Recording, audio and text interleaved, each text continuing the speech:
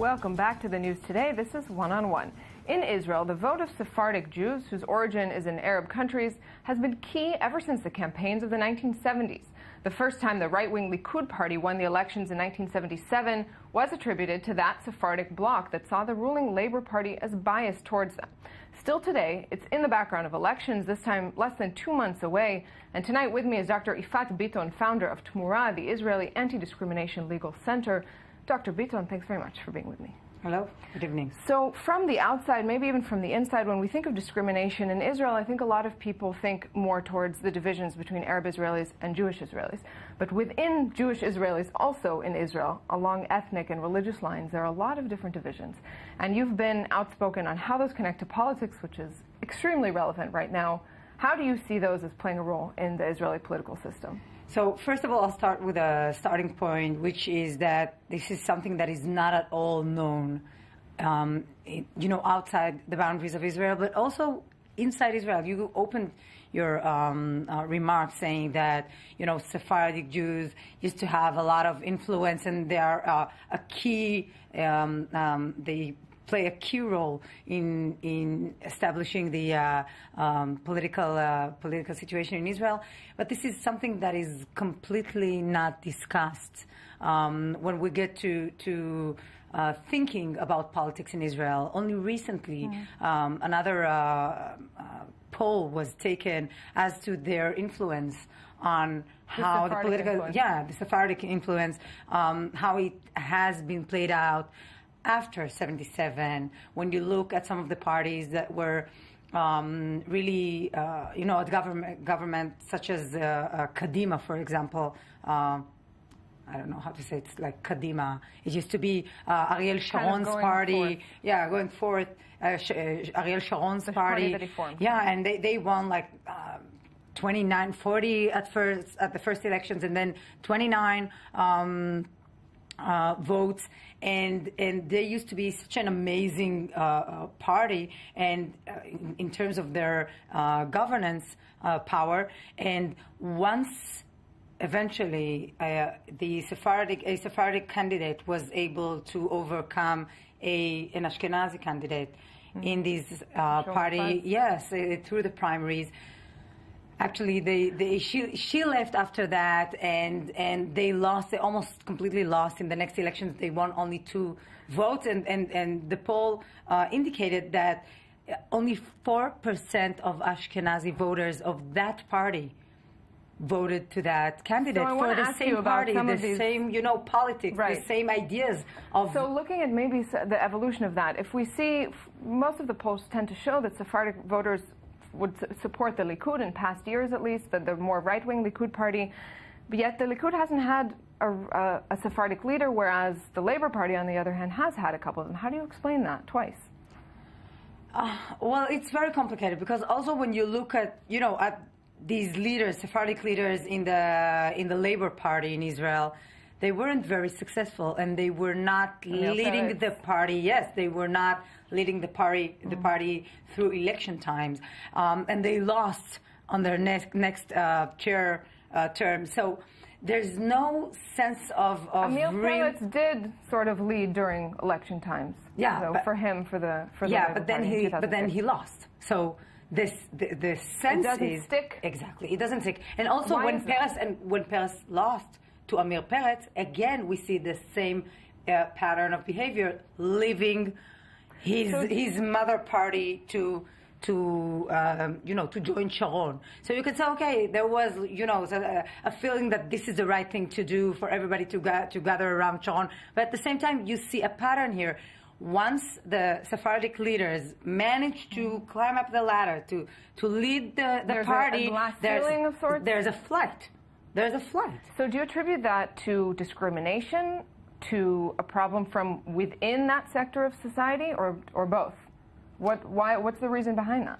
I think that, again, as the numbers indicate, also with Peres and Peretz, you could see that in most of the kibbutzim, where you have mainly Ashkenazi communities, Peres won 68% of them, of their votes, whereas Peretz used to be himself a someone who grew at a kibbutz and incorporated all of their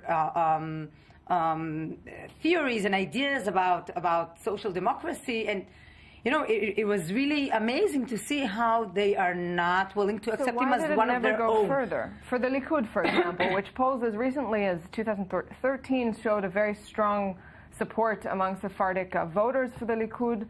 If you have a strong voting base but no leader, what's missing? What's the missing piece then? I think history plays a substantial role in these patterns of voting. When you look at Sephardic Jews settled in underprivileged towns, in the wilderness of Israel, you don't see that the Likud has been in governance for, I don't know, grosso modo 40 years. Exactly. It's been 40 years already, almost 40 years, and nothing has been substantially changed. And they still, hold this grudge against Mapai, the old Labor Party. So this is coming back to this. Is it an internal grudge? Is it an external discrimination? That's true. I think there are both. So there's a dynamic here which is very complex and complicated. And I think, another thing is that, in a sense, the Likud party offers something more rooted in Jewish identity that resonates with the strong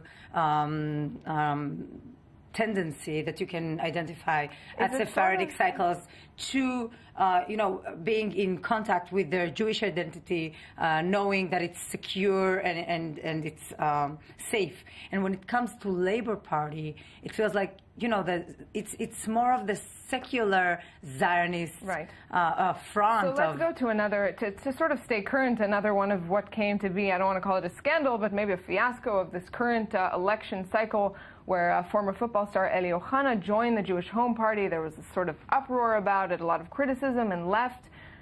How do you explain that? Do you see that as, was it right for him to join, for Naftali Bennett to accept him in there? Was it wrong for him to leave? So let's start with Naftali Bennett. Was that the right thing to do? So as far as he's concerned, Bennett, he just couldn't understand what the whole hustle is about. Like, he did the right thing. The right thing, as far as he's concerned, is to bring in someone who will represent a segment of society that is traditionally neglected, and definitely within the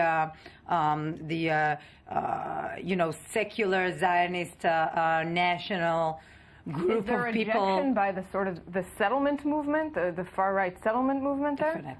Definitely. As someone who's coming from a family who made the shift from, an underprivileged town to a settlement, as, by the way, as one of the reasons was definitely, getting to some kind of welfare, type of welfare state that was there much more than the government showed or presented in the Ayarot Pituach, the underprivileged towns.